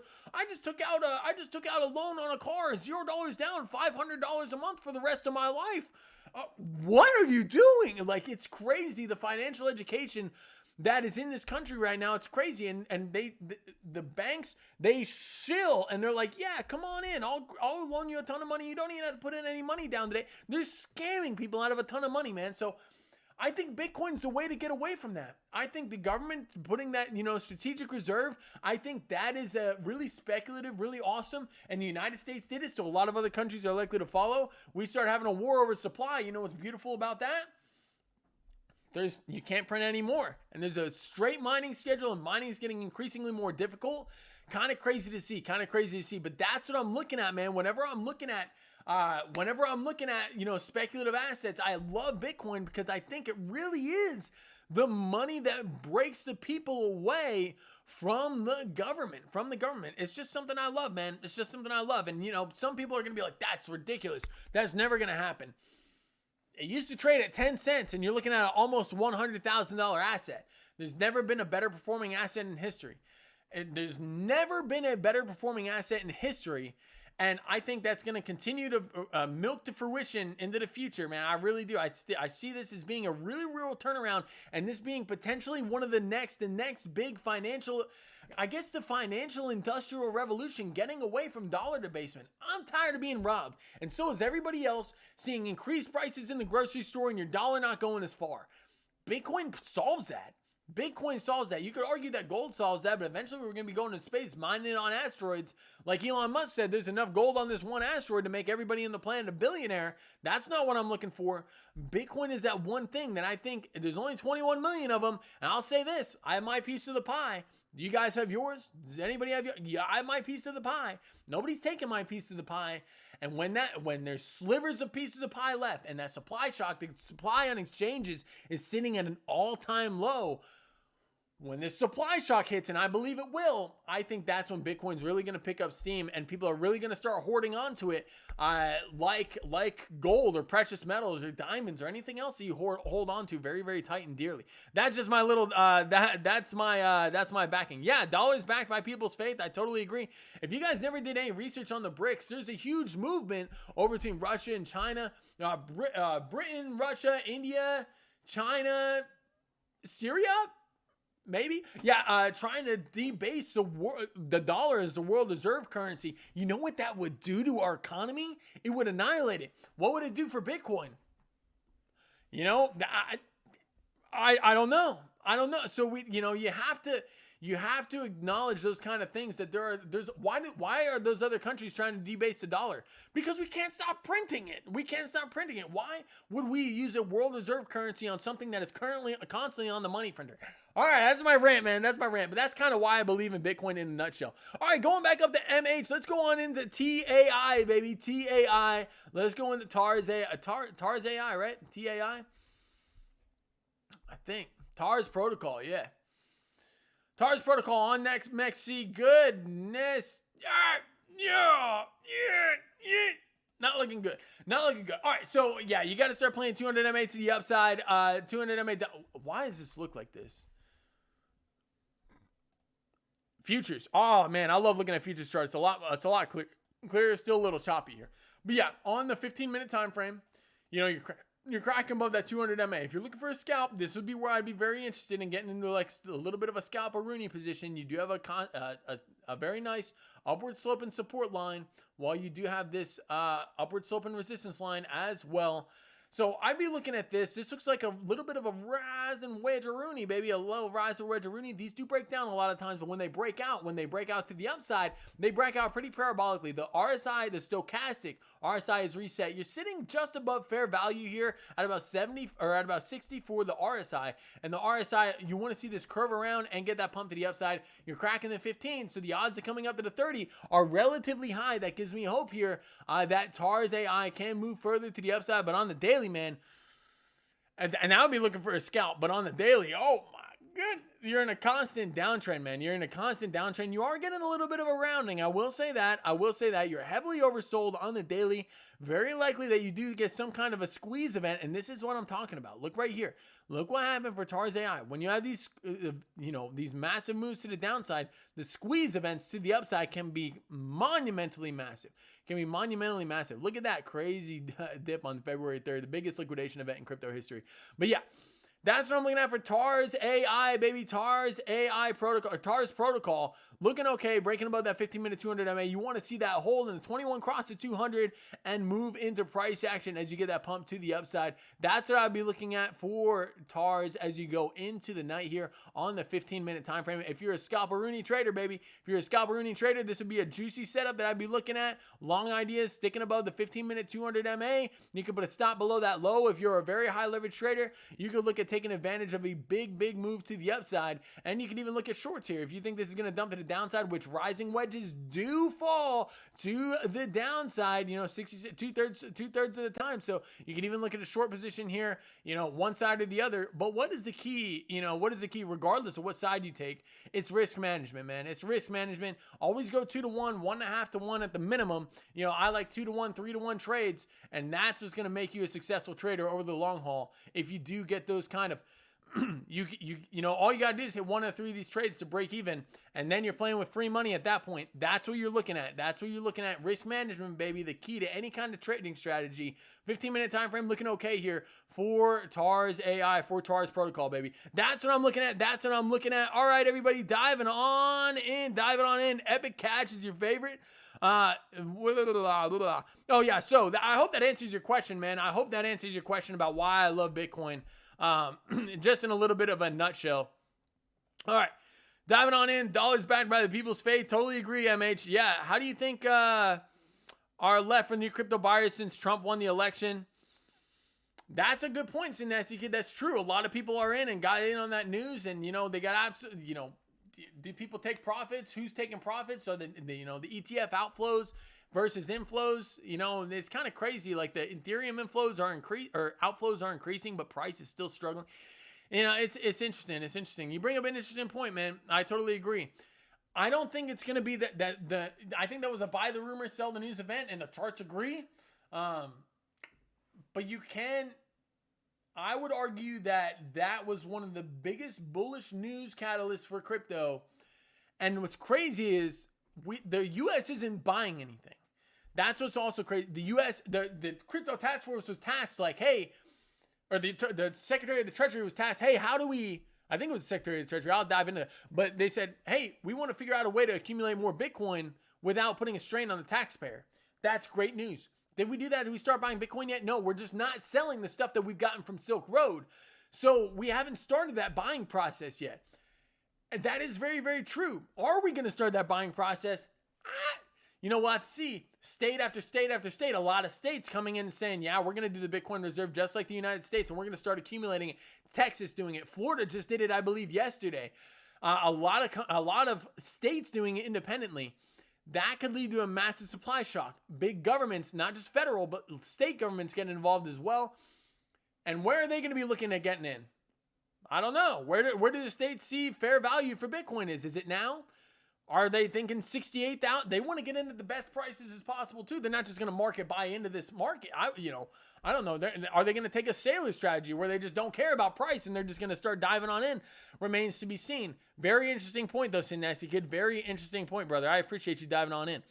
All right, Michaela has the soul. Hey, yeah. Hey, oh, Solana. Yeah, we'll dive on into Solana. That is going to be where we cut it off, though, today, folks. I appreciate you guys. Hey, you guys are absolutely awesome. Epic Cash is your love. Hey, we'll dive in on the Epic Cash and Solana.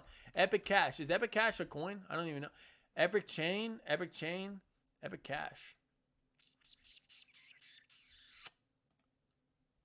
see here.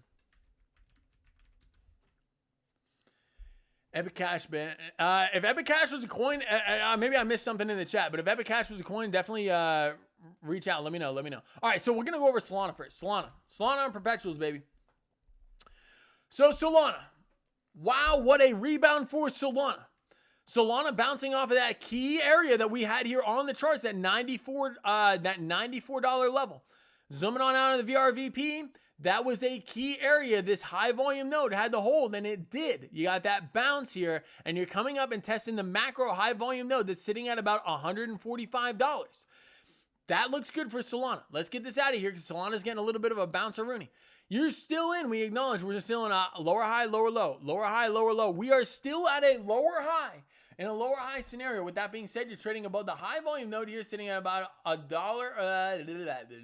You're not above the high volume node yet. Yeah, based on the macro. So it is imperative that Solana, this key support resistance flip area, we fell beneath and we got back above and retested it as support. That's a good sign for Solana. Next line in the sand, you got to get above this high volume node cluster that is sitting here on the charts. Why? Because this is where the bears have won out once. Twice. Are they going to win out a third time? I'd be looking for a push to $145 here for Solana as we head into the weekend. Looks very, very likely a bounce here for Solana. You want to see a reclaim of that high volume node in order to push up to that daily 200 MA. That would be your reversal scenario here for Solana, baby, to the upside. Now, you did get a little bit of daily bullish divergence. That's what kicked you. Woo!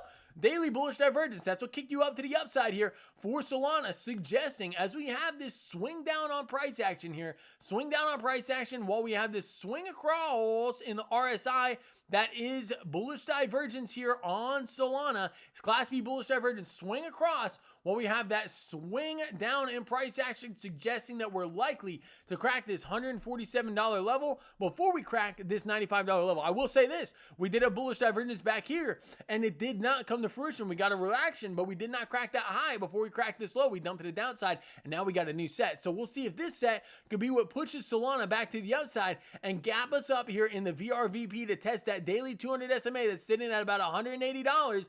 And wouldn't that be crazy for Solana to go on a 100% pump from the lows and 86% pump to the lows? That would be wild for this asset. And then Solana would be looking juicy, baby. Solana would be looking juicy above this $144 level where the bears have won in the past. That would show the bulls. That would show me that the bulls have regained control if we could get above this point of control sitting at about $144. Looking good for Solana for a bounce to the upside. The stochastics, even curving back to the upside in the overbought region, a very good sign. Stochastics can get pinned up here in the overbought region. You get pinned in the overbought region, you get some massive pumps to the upside, baby, to the upside. That's what I'm looking at. Roward. That's what I'm looking at for Solana, baby. That's what I'm looking at for Solana. Hey, so absolutely, man. I'm here for you guys. I appreciate you. Epic Cash is a coin from Roward. Let me see if I can find it here, man. Is it this one right here? Epic? Are you... Yeah. Is it just Epic? Oh, Epic Cash. Okay, I got you, man. I got you. EPIC. See if it's on TradingView. I don't think it is on TradingView.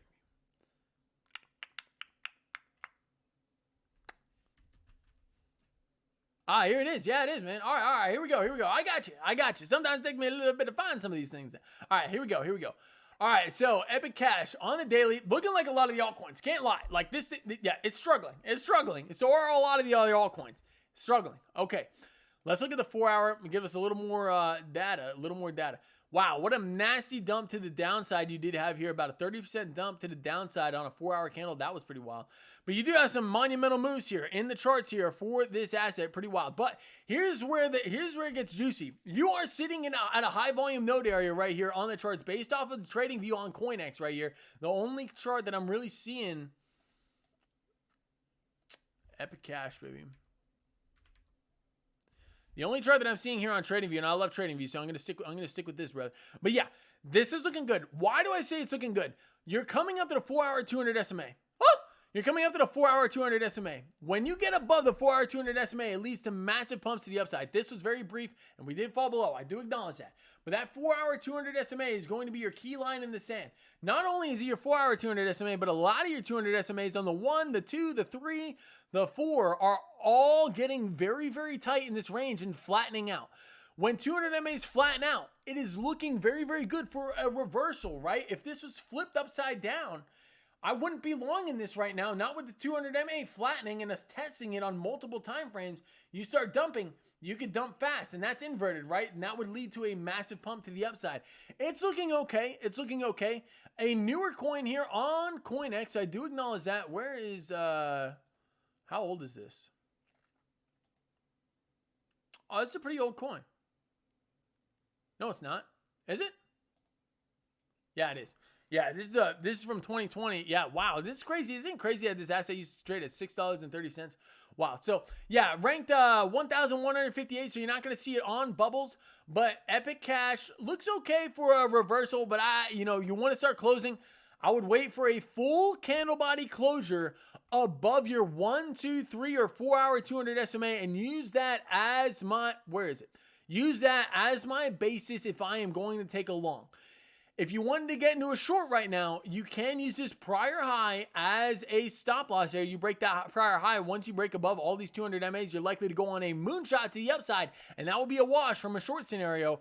But yeah, closing above this 4-hour 200 SMA is going to be key going into the next couple of days. I would wait to see how these candles do form out. You're trading above the high volume node, which is trading at about 35 cents right now, just above it. That looks very, very good for a gap up to this 36.60 level. You get up to there. Look at these gaps in the VRVP, man. The gaps in the VRVP are monumental for this asset. A 42% pump to the upside to 49 cents. That does look very, very likely if we get above that 4-hour 200 SMA and start closing candles, because that's the next area where the bears, volume-based, have won here in the past, and it does coincide with a dump once and a dump twice. That's where people are looking to unload, and if price did start closing back above that 4-hour 200 SMA, likely to see some selling pressure in that region, at that 49-cent region. I love the VRVP. It served me so well over my trading career and will serve me for years to come, baby. Will serve me for years to come. That's epic. Whoa. Am I not looking at the right thing?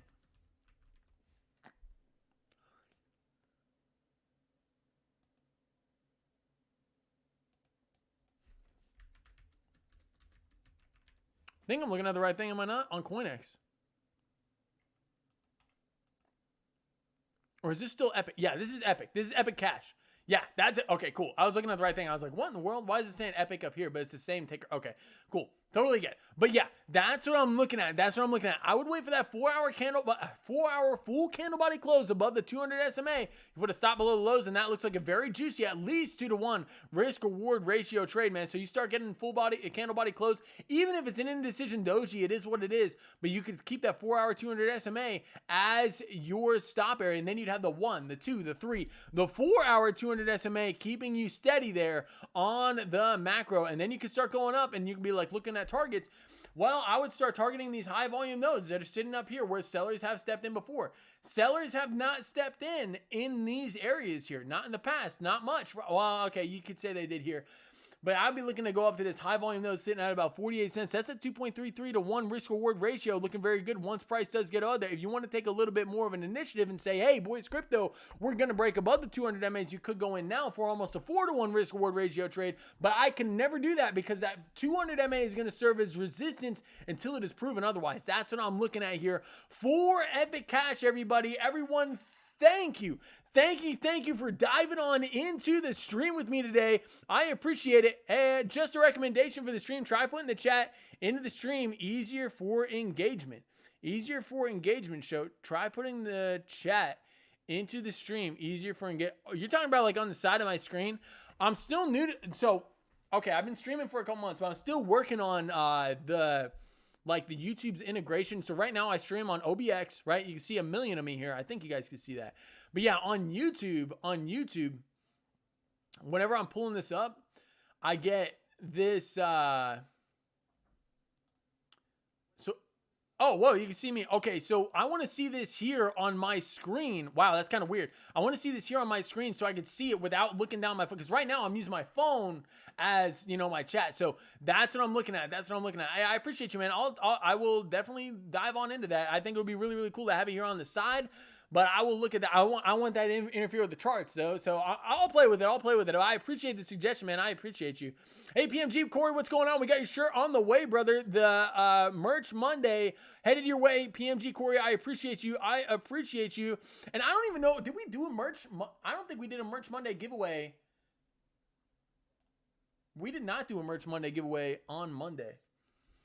All right, so on this upcoming Monday, we're gonna do 2 giveaways on Monday for Boys Crypto merch. So we'll be doing that for you guys. Make sure to tune into the stream on Monday, baby. We'll do that at the, you know, max participation, baby. Max participation on Monday. Whenever I see, you know, we got some people in the chat, and we'll do that for you guys. So on Merch Monday, we'll be giving away 2 sets of merch, baby. 2 sets of merch. PMG Corey, your stuff's already in the mail on the way, baby. I appreciate you. Our Merch Monday winner, the first one, Merch Monday for PMG Corey. Shout out to Michaela, our Solana winner, our Solana giveaway winner. We'll be doing another giveaway here soon. I'll have to talk to the ladies, see what we're gonna do. But yeah, hey, I appreciate all the interaction, all the chats, and all the support for the channel, baby. I will see you guys here tomorrow on the Boys Crypto channel. Until then, good luck in the markets, everybody. I will be keep up to date with me on X. I'll be posting updates. If I see a trade that I really, really like, we'll dive on in. I'll post it up on my X for you at Boys Crypto 102. I will see you guys tomorrow. Until then, Boys Crypto is out, baby. We are out. Make sure to smash the like button before you head out of the stream, everybody. Helps me out a lot. Much love. I will see you guys tomorrow on the stream. Much love, everybody. Have a great night.